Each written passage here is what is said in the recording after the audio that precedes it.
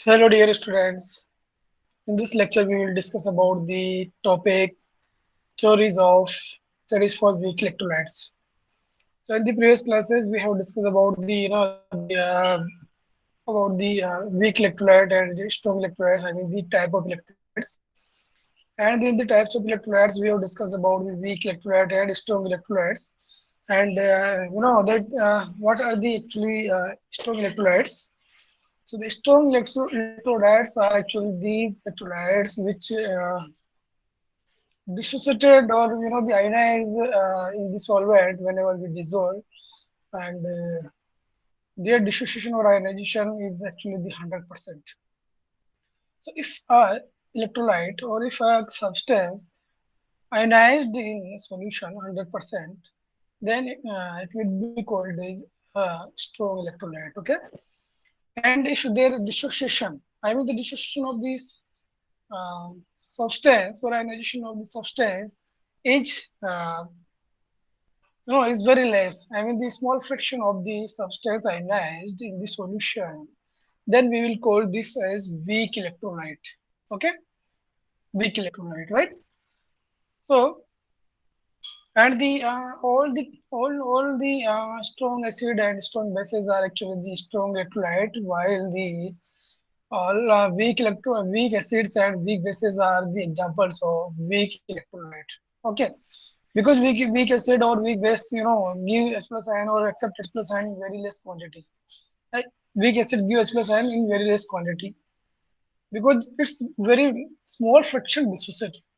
So very small fraction dissociate, then it will give only the very few quantity of the H plus ion. Okay, so means this acts as weak acid because if this gives H plus ion in very small fraction, then the in the solution the concentration of the H plus ion will be less, and if concentration of the H plus ion will be less, then the pH would be high. So if the pH would be high, then it means the acid will be the weak acid. Okay, so and if acid dissociate, the full quantity, I mean the 100%, then it will ionized in, it will decompose into the ionized. I mean in ions, opposite charge ions. So these ions will migrate towards the electrons to produce the electricity, right? So weak electrolyte do not produce electricity, too much because it's only very small fraction iodine. Okay. So in this lecture, we will understand the theories of weak electrolytes. So what theories are given for weak electrolyte, and the RLS theory and also dilution law we will discuss in this lecture. So the learning outcome of this class, student would be able to get the knowledge about the theories of weak electrolytes and factors affecting the conductivity of electrolytes. What are the factors which affect the conductivity of the electrolyte actually, right? So now in the theories of electrolyte, to explain the properties of electrolyte substance and their conductivity, following theories are proposed. So these are the theories. The first type for weak electrolyte. For weak electrolyte, for means if you take the example, the acetic acid, NH4OH, right? So for these weak electrolytes, weak acid or weak bases, these theories are given. The first theory given was RNS theory. Okay. And the second theory given was uh, Ostwald dilution law. So these theory explain actually the conductivity of the electrolytes, weak electrolyte actually, right? And if we talk about the conductivity of the strong electrolyte, then it will be explained by using the Debye-Huckel theory and Debye-Huckel-Onsager equation. So these are the theories which explain the properties of the, or you can say the conductivity of the strong electrolyte. Okay. Now the first theory is Arrhenius theory. So the first point of Arrhenius theory is this is applicable only for weak electrolyte. For example, NH4OH, CH3COOH, I mean the carboxylic acid, right? Carboxylic may be acetic acid, this may be propanoic acid, this may be butanoic acid, okay? This may be pentanoic acid. These are actually the weak electrolytes. So when, according to RNS theory, when we dissolve an electrolyte, is weak electrolyte, in a polar solvent, then ionization takes place. That means positive and negative ions are formed. Suppose we have CH3COOH, acetic acid, and we are dissolving it in the solvent, I mean the polar solvent. And the polar solvent, suppose we take here the water, right? So when acetic acid is dissolved in water, polar solvent, then acetic acid ionized, and this ionized in the form of acetate ion and H plus ion. So by the formation of acetate ion and H plus ion, there are the formation of actually the positively and negatively charged ion, because proton is the H plus ion is the positively charged and acetate ion is the negatively charged ion, right? Right? So there is ionization of the weak electrolyte whenever we dissolve it in a polar solvent. The next point is the ions which move towards cathode are called as cations, and which moves towards anodes are called as anions. So actually the positively charged positively charged ion is moves towards cathode, and this get reduced on at the cathode. Means this no accept the electron, because positively charged ion is actually the electron deficient. And if this is electron deficient, then what it will do at the cathode? भाई किसी को भूख लग रही है तो क्या करेगा? डेफिनेटली कहीं जाए, वहां जाएगा जहाँ पे खाना है, खाना मिलेगा उसको. So that is the thing. Positively charged ion will move towards the cathode because at the cathode electrons are free to give. So cathode will give the electrons to the ions, positively charged ions, and reduce these positively charged ions. So these ions, which are actually the positively charged and move towards cathode, are called as cations. Cations. Actually, the cation word is formed by the combination of ket plus ion. And ket means coming, less, deficiency. So these ions, cations, ket plus ions. So those ions which have the deficiency of what? Of electrons. So the deficiency of electrons, having those ions which have the deficiency of the electrons, is called the cation.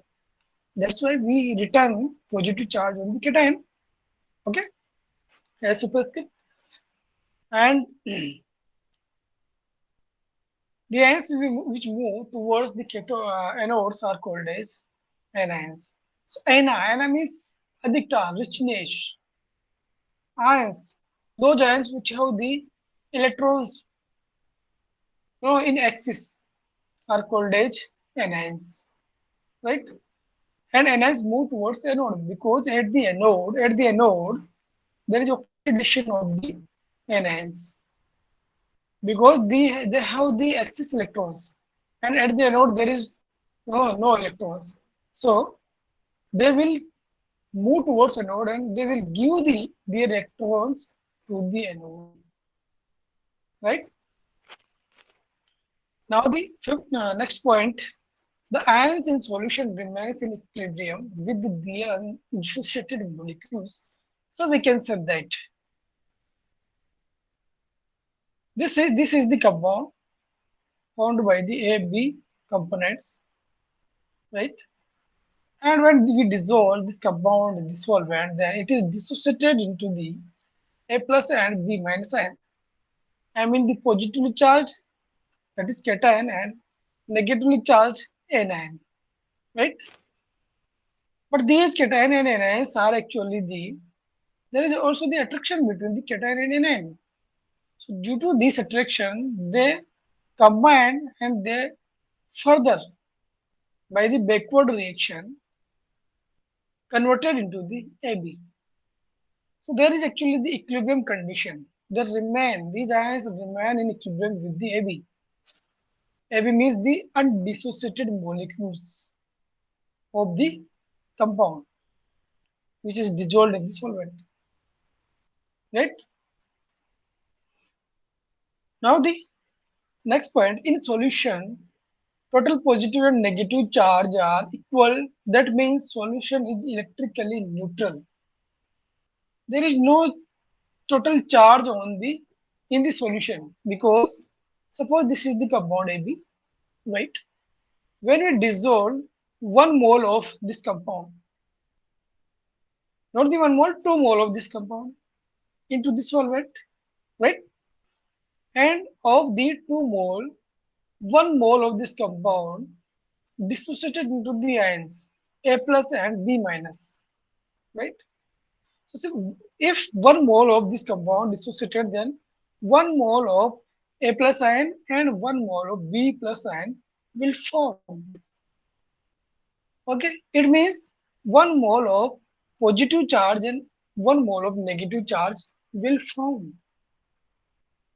So it means the positive and negative charge are in equal quantity. They are in equal quantity. If they are in equal quantity, then there in this solution there will be no resulting charge. There will be no either positive or negative charge. Okay. So if in this solution there is no resulting positive or negative charge, then solution will be called as electrically neutral, right?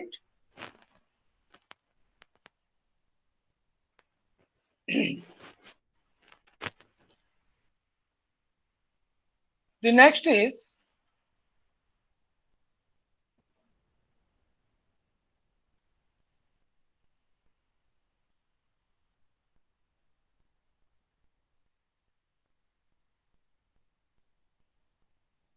the point number 6. In solution, ions are free to move in any direction, but in the presence of external electrical field. Ions move towards oppositely charged electrodes.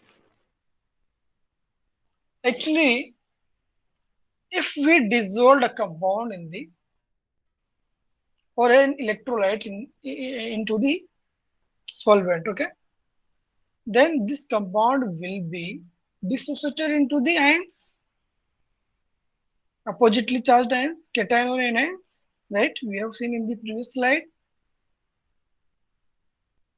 So these formed ions can migrate in all direction, in any direction, in any direction. This will move forward direction, backward direction, or the in the vertical or the horizontal direction. In any of the direction, it can migrate because it is free to move in all directions. There is no restrictions. There is no any opposite, the force which the which restrict that you can't go this side or this side. No, this is free to move. But when we put this is the the pot, or we can say this is, suppose this is a beaker, and these are the ions, positive and negative charge ions. They can migrate in any direction. Okay, but if we put here the electrodes, we complete the circuit. We create external electrical field by putting the electrodes and completing the circuit. This is the positively charged electrode, and this is negatively charged electrode, right? So In presence of external electrical field, there is the generation of potential, and this due to this potential difference, the giants will migrate towards the oppositely charged electrodes. Because now there is the driving force of movement of these ions. And what is the driving force? That is the electrostatic attraction force between the negatively charged electrode and positively charged ion, that is cation. So this positively charged cation will move towards the negatively charged ion. That is absolutely correct, right? There is in the universe, all the oppositely charged moieties will move towards each other. For example, we can understand this thing by taking the example, a living example, that is, there is uh, there are two friends. One is Yuvraj and second is Ankush. Ankush is hungry, but he don't have the food to eat. And Yuvraj have food, but he is not hungry yet. So, or we can say that Yuvraj, wants to Yuvraj eat only three chapatis, but Yuvraj have five chapatis. Extra two chapatis have the Yuvraj, and Ankush don't have. So Ankush, what he will do? Ankush will move towards Yuvraj. So actually, we consider the Yuvraj as negatively charged. This excess of the chapatis at the Yuvraj, and Ankush considered to be as the positively charged because Ankush don't have the chapatis, right? So positively charged, the Ankush will move towards the negatively charged Yuvraj. So this is the attraction between opposite poles, opposite moieties, opposite things, oppositely charged things, right? So whenever we put or we create external electrical field, these ions will move towards the positively charged electrode. So this positively charged cation will move towards cathode and will get reduced, while the negatively charged ion will move towards anode and get oxidized here. Right? Now the degree of ionization for an electrolyte can be defined as how we can calculate the degree of ionization for an electrolyte. So this can be calculated by, this is alpha. Alpha is actually the degree of ionization, and this is equals to the number of molecule ionized upon the total number of molecules. Means how much molecules are actually ionized, and how many molecules are present in the solution. Suppose we have the 1 mole of the substance, right? But only zero point 0.1 substance, zero point 0.1 mole of the substance are ionized. So what will be the alpha value? 0.1 or zero point 0.1 divided by the 1. It means what it will be? It will be actually 10%. Ionization of the compound would be actually the 10%.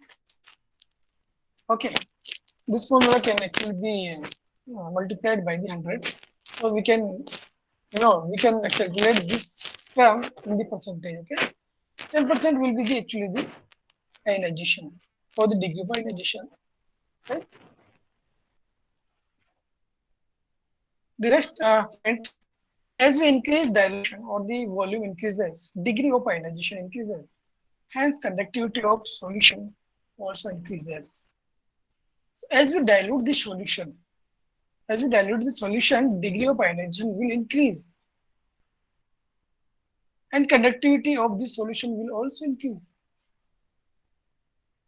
because as you dilute the solution, increase the volume of the solvent, ions are filled to move freely. They feel to move freely as we increase the volume of the solvent for the solution. If they feel the ease of the movement, then they will move freely or they will move fastly towards the electrodes. And if they will move fastly towards the electrode, then conductivity of the solution will be increased, right?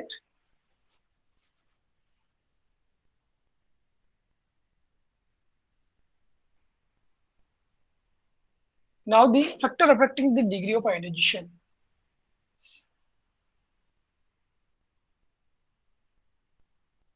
What are the factors which affect the degree of ionization? So the first factor is temperature. So the degree of ionization is directly proportional to the temperature. So as we increase the temperature of the solution, the energy of the substance molecules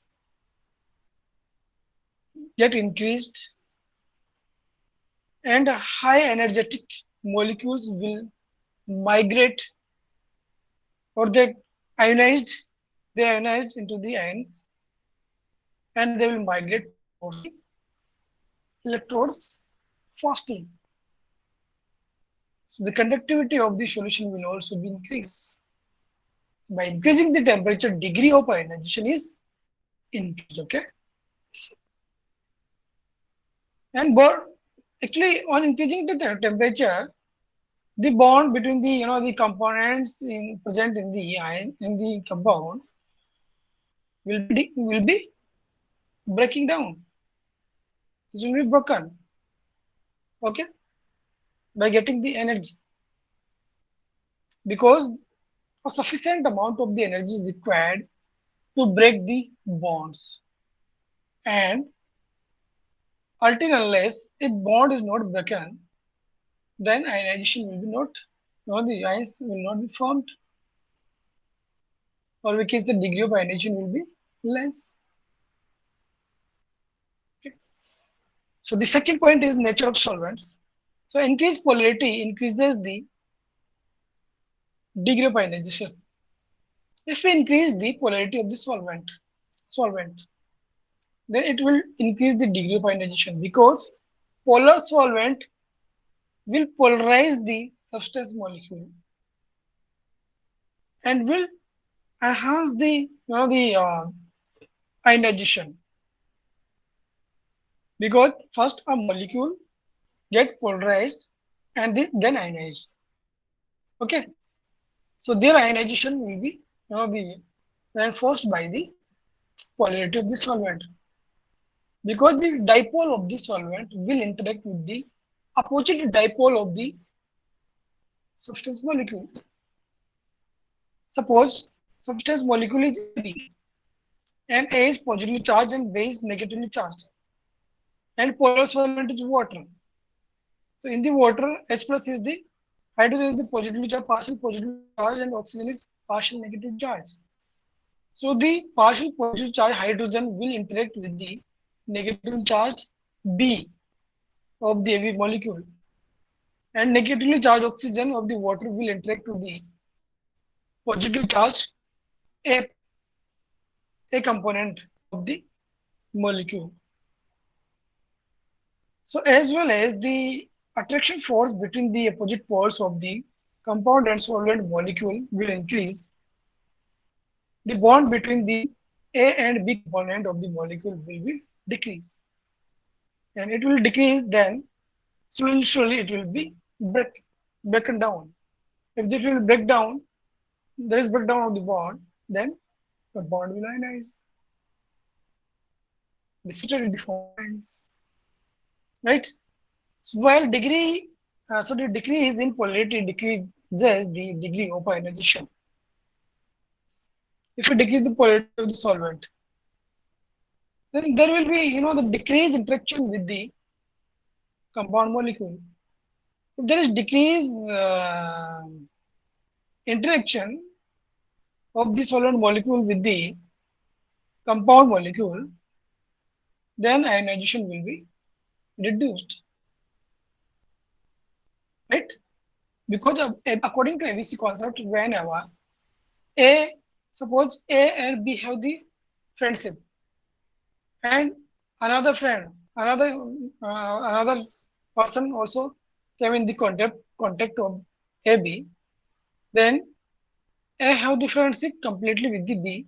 But if C also came, then A will also, as soon as the C come nearer to the A will also attract or interact with the C. If will interact to the C, then the attraction or interaction of the A with the B will be reduced.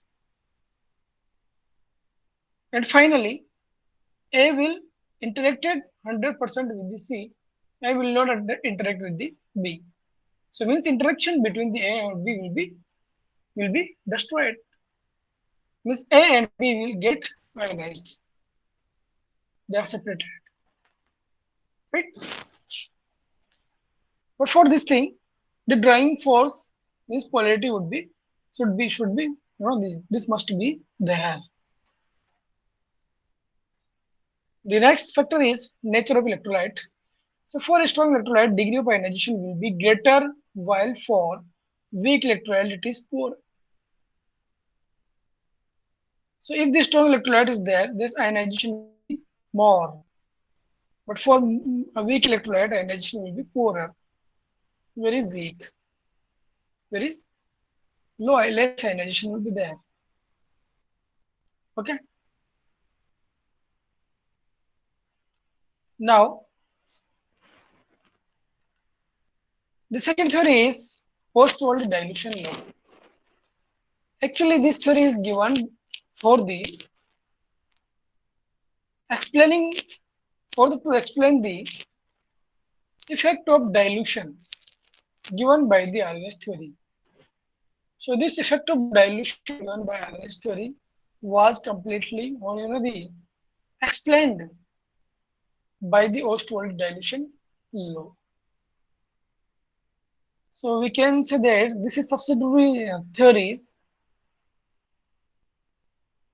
given by the Ostwald to support the Arrhenius theory for weak electrolyte, right?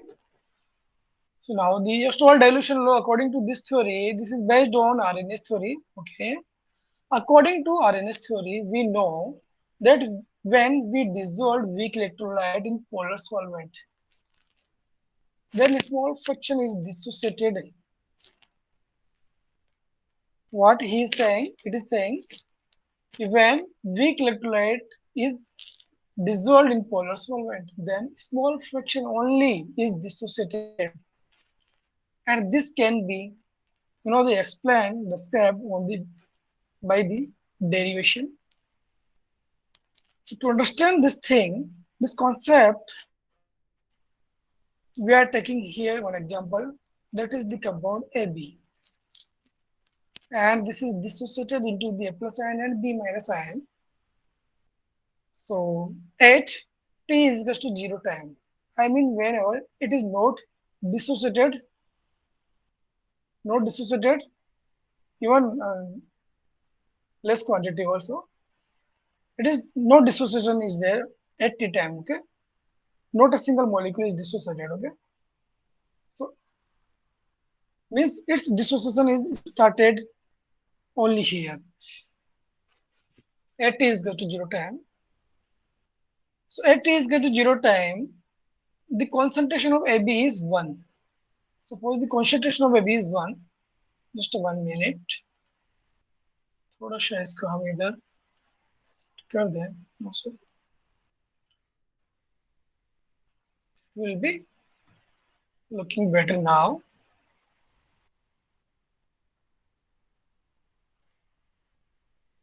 Yes. So at t is equal to 0 time, the concentration of AB is 1. Suppose 1 mole it is. 1 mole of the compound is present at t is equal to 0 time or at the starting time. And the concentration of A and concentration of B is 0, 0. Means no ions are formed at the initial point, initial time. Okay. After the some time, after some time, it may be 5 minutes, 10 minutes, 15 minutes, 20 minutes. Okay. Whatever the times or the time period we are taking for investigation. So at the t is equal to t time, for example, it is 5 minutes or maybe 10 minutes. Okay, it is not specified here. The compound is dissociated alpha quantity, means from 1 mole, the alpha quantity of the compound is dissociated, means degree of dissociation of this compound is alpha. So how much compound is dissociated from here will be substituted from the 1 mole of the compound, total molecule of the compounds. Okay. So how many molecule of the compound is dissociated? Here, the same quantity of the A plus ion and B minus ion will be formed, because by dissociation of one molecule of a B, one A plus and one B minus ion will form. So if alpha will dissociate, then alpha of these ions will be formed. Okay. If we consider that the concentration of this compound, concentration term of this compound is C. Okay, C. So this is multiplied by the 1 minus alpha, and this is also multiplied by the C multiplied by alpha and C multiplied by alpha. Okay. So these are the values of concentration values, concentration and dissociation overall, the values of these compounds at T is equal to T time. Okay. So according to RNA's theory, it is in equilibrium. We know that the ions are in equilibrium with the undissociated molecules, right? So according to the equilibrium condition, the equilibrium constant for this reaction would be the concentration of A plus ion and B minus ion upon concentration of undissociated molecules. So the concentration of A plus and B minus are actually these C multiplied by alpha and then multiplied by C multiplied by alpha. So put here the value A and B from here. So this will be the next equation, C square alpha square upon concentration of A is this C 1 minus alpha. This is C bracket start 1 minus alpha bracket close. So this should be the equation. But here the concentration term are same. So the one this term is cancelled out by this square. So the final equation will resulted here is k is equals to C multiplied by alpha square upon 1 minus alpha. So what you conclude from this equation? You conclude that for weak electrolyte, actually for weak electrolyte, if we talk about the weak electrolyte, obviously we are discussing here about the weak electrolyte. These are the theory given for the weak electrolyte. So here for weak electrolyte, actually the degree of dissociation or the degree of ionization is very less than the one. Suppose one mole of the compound we have taken dissolved, then it's only very small fraction. For example, 1 mole we have taken, then its 0.001 mole will be dissociated. So 0.001 mole with respect to 1 will be negligible. Okay. So for weak electrolyte, we consider that the alpha value with respect to the 1 is actually negligible. If this is negligible, then its value would be approximate 1. Its value would be 1. Okay. So put this value in this equation number, this equation k is equal to C alpha square 1 minus alpha. So when we put this value 1 minus alpha value in the equation, then k is equal to this formula, then k is equal to C alpha square. K will be equals to C alpha square. C multiplied by alpha square. Okay. So if here we transfer the concentration C value here, then the next question would be alpha square is equal to K upon C. And when we took the under root of these values, then alpha will be is equal to under root of the K upon C. It means it means on dilution of the on dilution means reducing the concentration. If we dilute the solution, then concentration will be reduced. If this will be reduced, then K upon C term will be increased. Okay. So if K upon C term will increase, then alpha will be increased. It means dilution, on increasing the dilution, the alpha value will be increased. On dilution, concentration will be reduced and alpha will be increased. Because C and alpha are inversely proportional. But this is inversely proportional to the alpha is inversely proportional to the under root of concentration of the solution. Right? So now the application of this equation, this law, to determine the degree of dissociation of weak electrolyte, we can determine degree of dissociation, or we can say degree of ionization of the weak electrolyte by using the formula. We can put here the concentration of the solution and the equilibrium constant.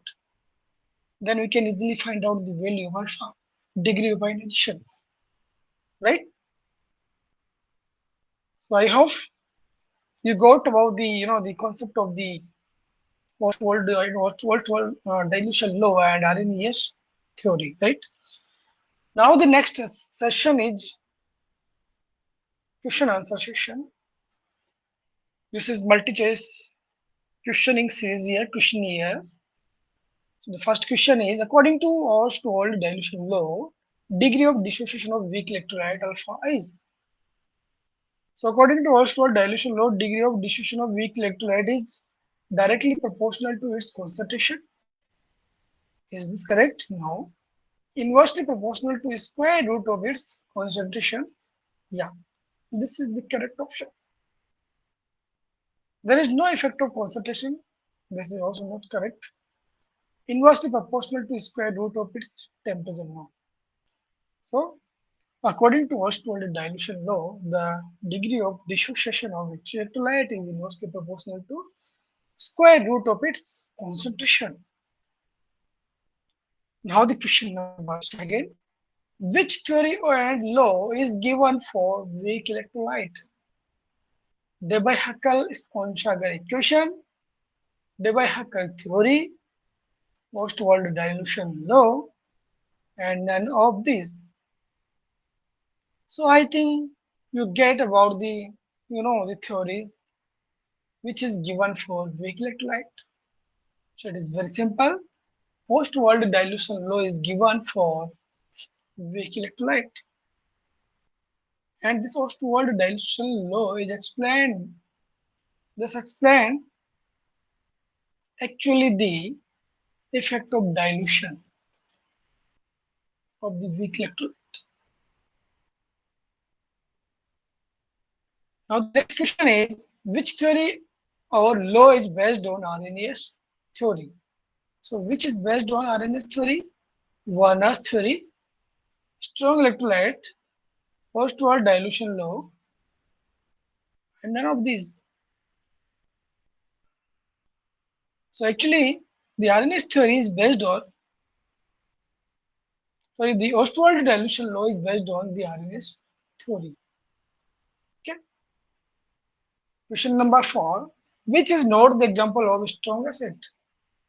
So which is not the example of strong acid? H2CO3 carbonic acid, HCl hydrochloric acid, HBr hydrobromic acid, and HNO3 nitric acid. Which acid is weak acid? So the carbonic acid is actually the weak acid, and this acid is found in our, the blood also. Okay, and this, the uh, protect the blood from changing the pH with it much level. So the question number 5, KCl is the salt of. So what is it, the KCl? KCl is the salt of. I mean, from which acid and base interaction this salt is formed. So actually this contains K plus ion and Cl minus ion. So from which acid and base K plus and Cl minus ion will form by K2CO3 and HCl, by KOH and HCl, NaOH and HCl, and none of these. KCl is the salt of actually the KOH base and HCl acid. Because K2CO3 is not acid, this is also the example of base. Sorry, salt, right? So the B option would be the correct option. Now, the question number 6. Which theory oblique law is given for ionization of strong electrolyte? So which theory is given? Arrhenius theory, post-wall dilution law. Actually, these are given for weak electrolytes. But the Debye-Huckel theory is given for strong electrolyte. Okay. Now the next question is, in metallic conductors, the conductance arises due to the flow of cations, anions, electrons, or atoms. So you know that the metallic conductors are actually the solid conductors. And in this solid state, there is no movement of the ions, either it is cation or anion. But in the solid compounds, there is flow of the electrons between the holes. Okay, in a particular or specific direction. So due to this flow of electrons from one end to the another end, according to the the rules of the the conduction of the or the flow of the electrons, the hole toward the anode or cathode, electrons will move towards the anode actually. Okay, and this conduct the electricity. Now the question number 8. In electrolytic conductors, the conductance arises due to the flow of. So in the electrolytic conductors means we are talking about the liquid conductors. So the liquid conductors, ions will be free to move. Means ion will move towards the oppositely charged electrodes and will conduct the electricity. So cation anions, electrons, cation and anions. So both cation and anions will move due to their flow. There is the production of the electricity.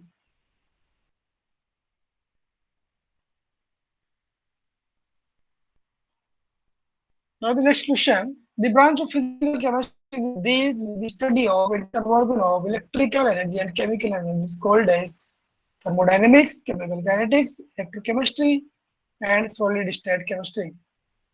So what will be the correct option? Electrochemistry. Because in the electrochemistry, we discuss about the electricity. We discuss about the energy, electrical and chemical energy. Right? In the next question, any substance which dissociated into oppositely charged ion by passing the electricity is known as electrolyte conductors atom or molecule. What species it is which dissociated in a positively charged ion by passing the electricity? So when you pass the electricity, then electrolytes will dissociate into the oppositely charged ions and also migrates towards the positively charged electrodes. These are reference books: Morosium, Physical Chemistry, Tata McGraw-Hill, and Costello and G.W. Physical Chemistry, 4th edition, Nerosa. Okay, so these are the reference books. Thank you. If you have any type of doubts, question, any queries, then please ask to me. I would be very happy to answer you. Thank you. Thank you very much. Have a good day.